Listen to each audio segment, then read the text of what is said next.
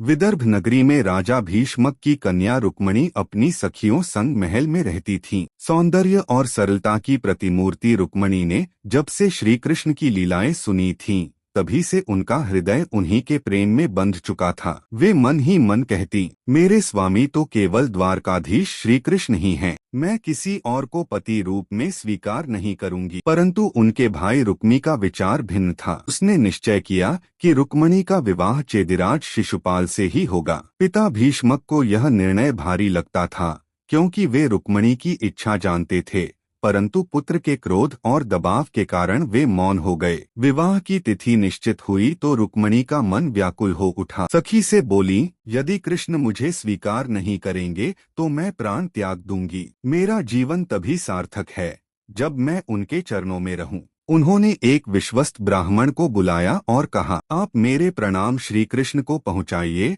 और उनसे कहिए कि विवाह के दिन जब मैं देवी दुर्गा के मंदिर से पूजन करके बाहर निकलूं, तभी वे आकर मुझे हर ले जाएं। ब्राह्मण ने संदेश पहुंचाया। श्री कृष्ण ने पत्र पढ़ा और मुस्कुराकर बोले, रुक्मणी, तुम्हारा विश्वास व्यर्थ नहीं जाएगा, मैं अवश्य आऊंगा। तुरंत उन्होंने अपना रथ सजवाया और बलराम जी संग विदर्भ की ओर प्रस्थान किया। विवाह का दिन आया। नगरी में बैंड बाजे और शहनाइयां गूंज रही थीं। रुक्मणी ने स्नान पूजन कर देवी दुर्गा की आराधना की और प्रार्थना की, माँ, मेरे जीवन का एक ही वरदान है कि मुझे कृष्ण मिलें। जैसे ही वे मंदिर से बाहर निकली, सामने श्री कृष्ण रथ पर खड़े दिख पड़े। उनकी आंखों में प्रेम की चमक थी। रुक्मणी लज्जा से झुकी और धीरे से श्री कृष्ण के रथ में बैठ गईं। यह दृश्य देखकर सब राजाओं में हलचल मच गई। शिशुपाल क्रोध से कांप उठा।